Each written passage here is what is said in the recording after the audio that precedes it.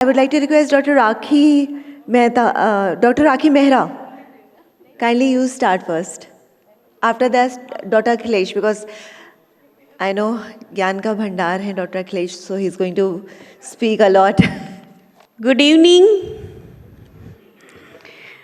सबको, शुभ संध्या। एक्चुअली कहाँ से शुरू करें, अभी तो ये स्थिति आ गई है। एनीवे मैं अपना वक्तव्य शुरू करूँगी। बेटा स्लाइड लगा दीजिए। ओम नमो धन्वंतराय। टॉपिक मुझे दिया गया था yes to Yogayu for Navjeevan. Topic तो मेरा ये था, लेकिन मुझे लग रहा है क्योंकि अभी आप लोग जो सुबह से आप जो सुन रहे हैं उसके हिसाब से अगर देखा जाए तो मैं सोचूंगी समय बहुत कम है और ये स्लिप ना आए। यहाँ पे बहुत 2-3 रखी हुई हैं समय समाप्त हो गया वाली, तो उसके पहले ही मैं आपको कुछ एक बात बताना चाहूँगी। हाँ, इसको वो एनहांस करो। आई एम डॉक्टर राखी मेहरा, मैं प्रोफेसर हूँ एक आयुर्वेद मेडिकल कॉलेज में। अदरवाइज मेरा अपना एक सेंटर है राखी आयुर्विज्ञान नाम से सफदरजंग एनक्लेव में, और मैंने भारत सरकार में भी 20 साल काम किए हैं और उसके साथ ही अनुभव की एक बहुत बड़ी छटा है और काफ़ी आप लोग डिग्री विग्री पढ़ के समझ सकते हैं कि मैं योगा में भी मास्टर हूँ, योग में और आयुर्वेद में भी। तो मैंने टॉपिक लिया है योगायु। योगायु ये मेरा नाम दिया हुआ है। आयुष हम जब बात करते हैं तो आप हमेशा आयुर्वेद, योगा, नेचुरोपैथी, यूनानी, सिद्धा, सौवरिपा एक और जुड़ गया है, और होम्योपैथी की बात करते हैं। लेकिन मेरा मानना ये है कि आयुर्वेद और योगा और नेचुरोपैथी ये तीनों एक ही हैं, क्योंकि जहाँ तक सिद्धा की बात है वो तमिल वर्जन ऑफ आयुर्वेद है मेरे हिसाब से। यूनानी जो है वो अरेबियन वर्जन ऑफ आयुर्वेद है, और होम्योपैथी को थोड़ा सा डिफरेंट करके basic fundamental. Next slide please.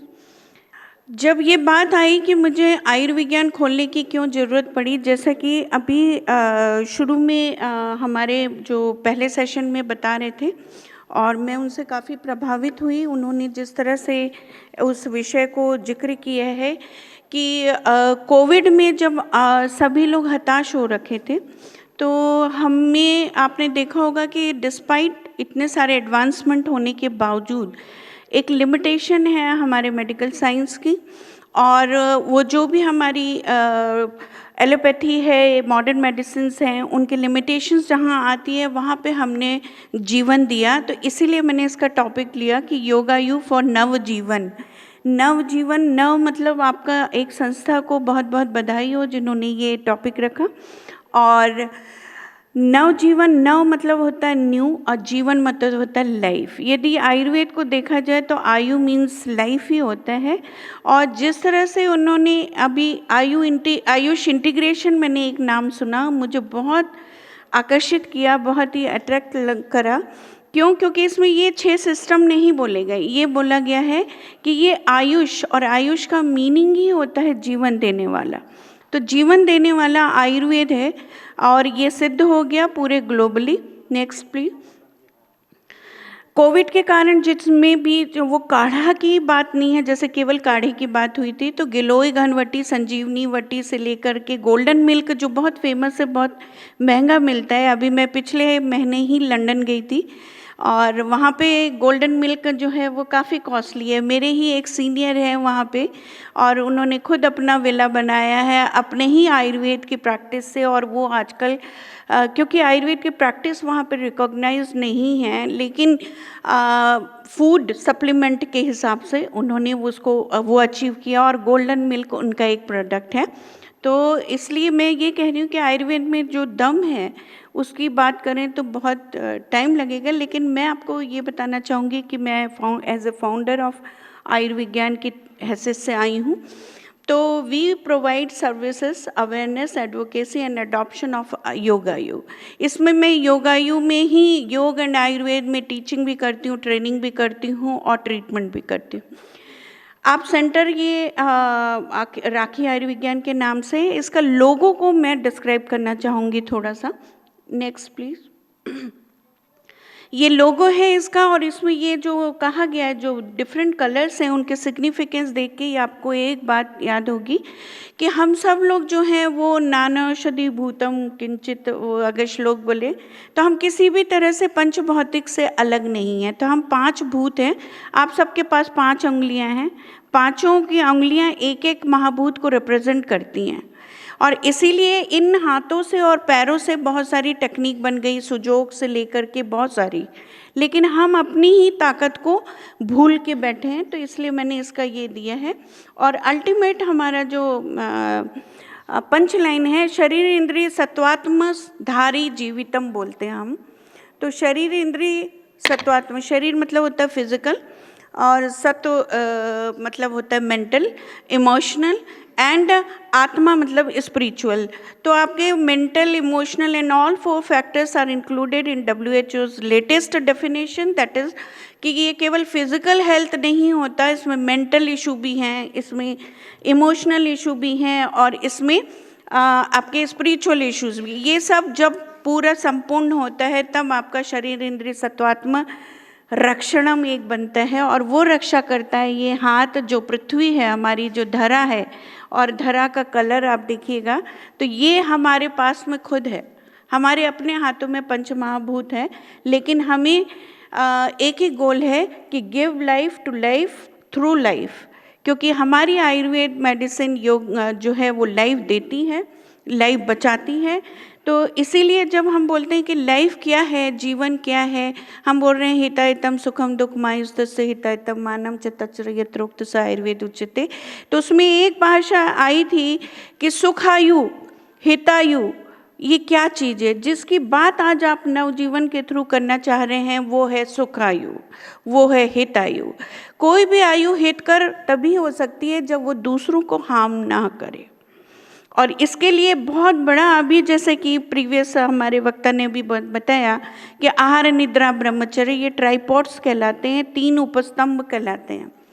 किस तरह से आहार में सभी लोग भोज्य पदार्थों की बात करते हैं। मैं आपको बताती हूँ, मैं MSc योगा हूँ।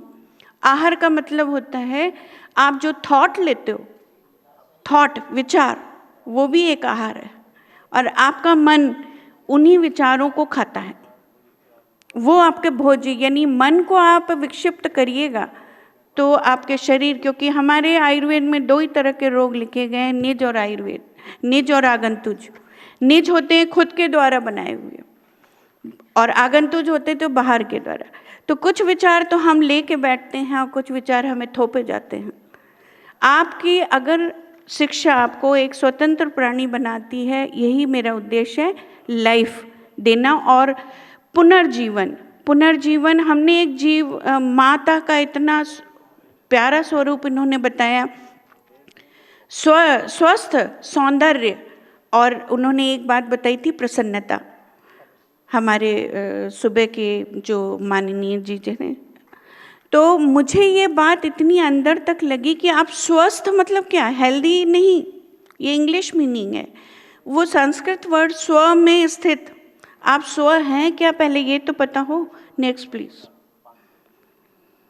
हम हैं शरीर इंद्रिय सत्वात्म संयोग धारी, धारी मतलब होता है जीवन, हम उसके संयोग से बने हुए हैं। अब शरीर किससे बना हुआ है, और इसके बहुत नाम है, नित्य है, इसको हम जो है वो धारी कहते हैं, अनुबंध कहते हैं, ये सब उसके पर्याय उच्चते। नेक्स्ट।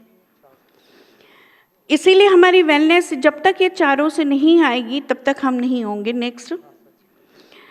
ये WHO की है, इसीलिए बॉडी माइंड जो कॉम्प्लेक्स को डील करता है वो आयुर्वेद। आयुर्वेद को यदि आप बोलते हैं कि बॉडी, तो माइंड और स्पिरिट आपको योगा का सहारा लेना पड़ रहा है। तो इसीलिए मैं हमेशा बोलती हूँ कि इस वर्ड का नाम योगायु होना चाहिए, योग और Ayurveda together rather than split way. और जब से हम अलग हो गए, शरीर और मन अलग हो गया, आप देखिए आज डायबिटीज़ की, आज कोई भी रोगों की काउंसलिंग क्यों जरूरी है। हमारे आयुर्वेद में लिखा है युक्ति व्यपाश्रय, फिर उसके बाद में सत्वाजय, सत्व को जय करना होता है और वही है काउंसलिंग आज की। वो एक एसेंशियल फैक्टर है हर किसी रोग को चिकित्सा करने का। जैसे एक कार होती है, कार के आप नेक्स्ट देखिए, ये वाले समझाऊंगी तो आपको थोड़ा सा शायद अच्छा लगेगा। नेक्स्ट, कार का ये व्हील है, व्हील आपको दर्शाता क्या है? नेक्स्ट करते जाइए। इसके ये जो पंप है ये प्राण दे रहा है, व्हील आपके जो है ये पंच वायु है जो आपको, तो वात पित्त कफ जब बात होती है तो होता क्या है ये वात पित्त कफ, ये समझाने के लिए अगर जाऊं, कभी और मौका मिलेगा जब लंबे समय मैं ज़रूर समझाना चाहूँगी, बताऊँगी कि जो कहा गया है कि आपके वात जो है वो बॉडी के नीचे रहता है, तो माइंड में क्या रहता है? ऐसा नहीं है, पूरे शरीर हर सेल में तीनों होते हैं। किस तरह होते हैं ये मैंने थोड़ा सा किया था, लेकिन it will take little more time. Next please, बढ़ाते जाइए। मैं यहाँ पे आप लोगों को वो टॉपिक बताना चाह रही हूँ जो अभी प्रीवियस हमारे सभी वक्ताओं ने बोला है। इसमें माइंड पे बहुत सभी लोगों ने जोर दिया, और ये हमारे यहाँ दैवपाश्रय से लेके जिसमें और सत्वाजय, ये दो चिकित्सा उसमें कही गई है। आपको जिस तरह से भोजन की ज़रूरत होती है, ऑक्सीजन की ज़रूरत होती है, पानी की ज़रूरत होती है, ये सारी चीज़ें जो लाइफ के लिए ज़रूरी हैं, आयुर्वेद में भी उसके लिए 3 चीज़ें उसके द्वारा ये मिल सकते हैं। नेक्स्ट बढ़ाते जाओ, अभी टाइम नहीं है। हाँ, ये जरूर आप समझ सकते हैं। देखिए, पंच महाभूत है, तो पंच महाभूत में आकाश और वायु मिल करके आपकी वात बनाते हैं, और आपका जो है तेज मतलब अग्नि और पानी जल मिल करके आपका पित्त। आप लोग बोलेंगे कि अग्नि और जल कैसे मिला दिए, यही तो हमने पढ़ा है। यही एक ऐसा सब्जेक्ट है जिसमें आपको एक चिकित्सक जिसने विधिवत अध्ययन किया है, घर में मसाले बना करके दे देना आयुर्वेद चिकित्सा नहीं है। क्योंकि वात पित्त की स्थिति, वात पित्त के गुण, वात पित्त के कर्म, वात पित्त कफ के कर्म, इनका जब तक अभ्यास और जिनको समतुल्य, क्योंकि समदोष समाग्निष्ठ समधातु मलक्रिया प्रसन्न आत्मा इंद्रिय मन, तो समदोष, दोषों को सम करना है। तो ये मतलब नहीं है कि आपको कफ हो गया है तो आप ये खा लो, अब वो कफ को तो ढक दिया, वात बढ़ गया। तो ये बैलेंस है, ये इक्विलिब्रियम है, ये बैलेंस एक तराजू है जिसमें किसी भी दोष को ऐसे जाने, न नीचे जाने न ऊपर जाने का हक है। तो इसीलिए वो कब आपको वो दवाई बंद कर देनी है, कब नहीं करनी है, ये सब का ज्ञान एक कुशल चिकित्सक जो विधिवत अध्ययन करे हैं उनको ये सिखाया जाता है। इसीलिए ये बहुत ज़रूरी है। आप लोग ये स्लाइड देख के समझ रहे होंगे कि आज का साइंस हमारा कितना मॉडर्न है, एनाटॉमी पूरी क्लियर खोल के रखी हुई है। Next please. स्केलेटल सिस्टम का एक पोर्शन, एक हड्डी का नाम आपसे नहीं छूटेगा, ये हम लोग को रटाया जाता है सब, ये हम सब रट हो चुके हैं। लेकिन आपको जान करके आश्चर्य होगा कि आज से 5000 वर्ष पूर्व भी हमारे आयुर्वेद में लिखा है कि 7 धातुएं होती हैं, रस रक्त मांस मेद अस्थि मज्जा शुक्र, उसमें अस्थि थी। और कितने प्रकार की अस्थि है सुश्रुत संहिता में लिखी हुई है, कितने प्रकार की संधियाएं वो लिखी हुई है, कितने प्रकार की चीज़ें हैं वो लिखी गई है। तो जब हमारे पास सारा एक धरोहर है, उस धरोहर को संजोने के लिए इस तरह के मंच, और मैं आभारी हूँ और मैं कृतज्ञ हूँ, और मैं बहुत बहुत साधुवाद कहना चाहूँगी विपिन कुमार जी को कि जिन्होंने इसका आयोजन किया और इस तरह के करत अभ्यास के। तो हम हर जनमानस के दिमाग और दिल में उतरना चाहते हैं कि आयुर्वेद जो है वो केवल कोविड ही नहीं, कितने प्रकार के आहार हैं जो कफ बढ़ाते हैं, जो पित्त लेकिन इसका ये मतलब नहीं है कि कफ कर आहार नहीं खाया जाए, कितना खाया जाए।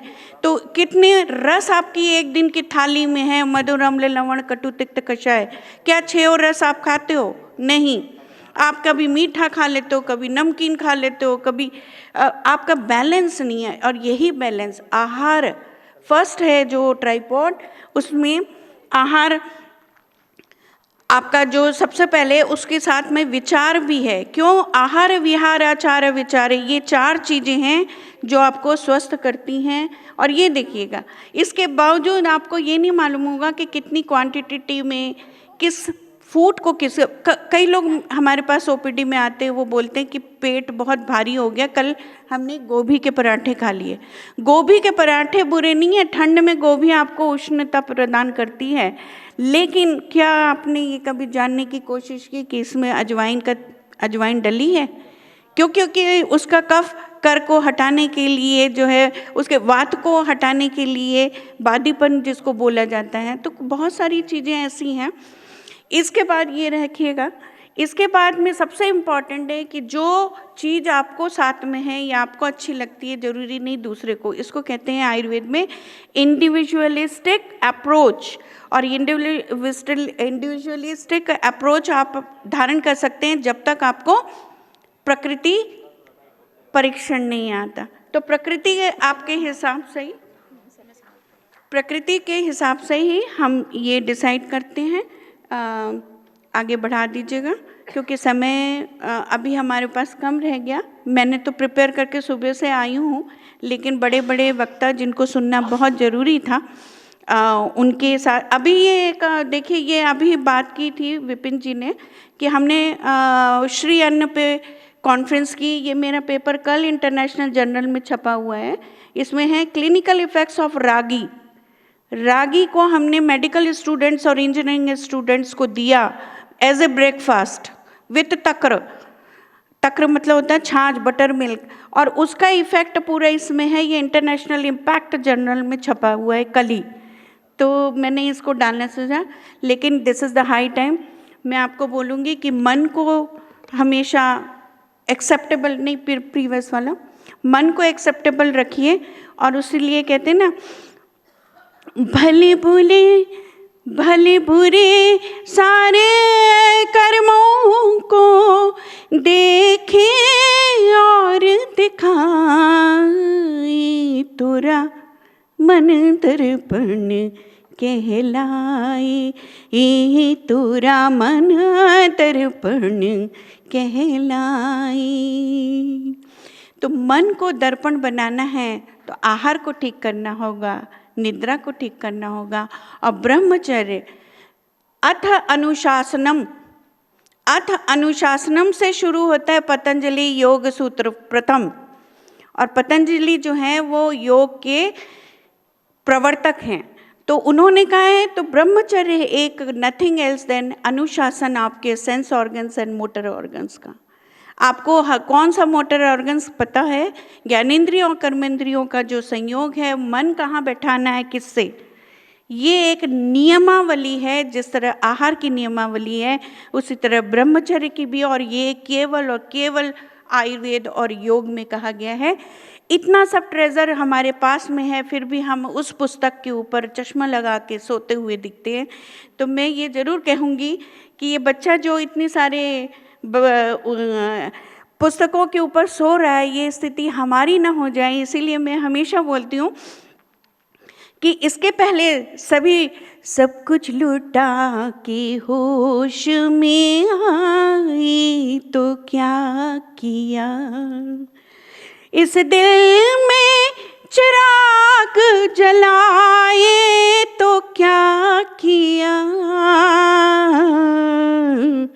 सब कुछ लुटा के होश में आए तो क्या हुआ। मैं चाहूँगी मैं चाहूँगी, मैं बोलूँगी, आप लोगों को बोलना होगा योगायु। ये संकल्प करते हैं हम इस मंच से, और मैं चाहूँगी विपिन कुमार जी से कि आदरणीय आप इस पूरी कॉन्फ्रेंस, 2 दिन कॉन्फ्रेंस का जो रिजोल्यूशन पेश करेंगे भारत सरकार के लिए, उसमें एक बहुत बड़ा एजेंडा ये डालिए कि स्कूल में नर्सरी ऑनवर्ड जो है वो बच्चों को आयुर्वेद करिकुलम शामिल किया जाए। इस मंच से ये बात हो ताकि उनके लिए कोई अजूबा ना हो जाए, क्योंकि जितनी भी नॉलेज आपको, अभी हमने एक स्टडी की थी BEL, Bharat electronics limited Ghaziabad में स्थित, वहाँ सारे इंजीनियर हैं।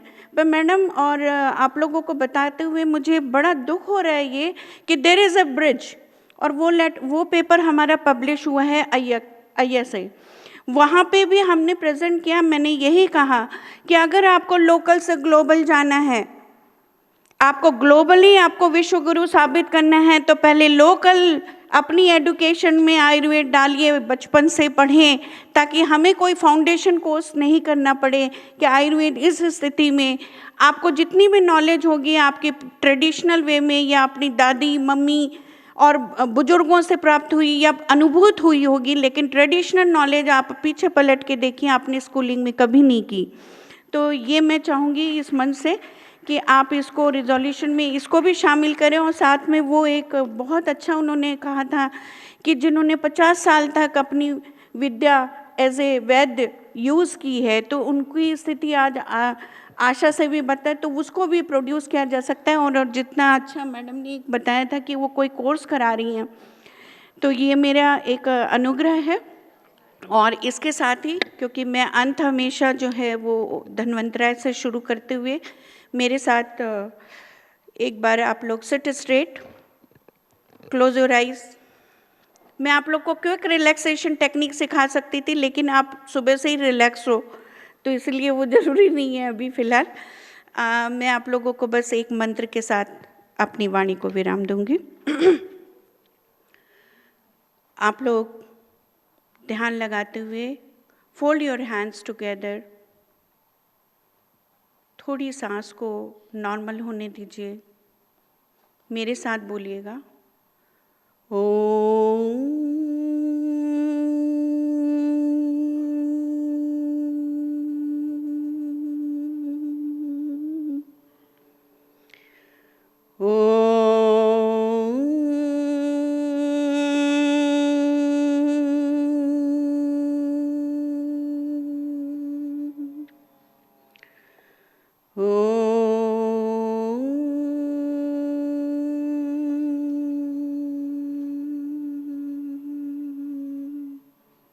अगर आता है तो आप रिसाइट करेंगे, पूर्णमदः, बोलिए, पूर्णमदः पूर्णमिदं पूर्णात् पूर्णमुदच्यते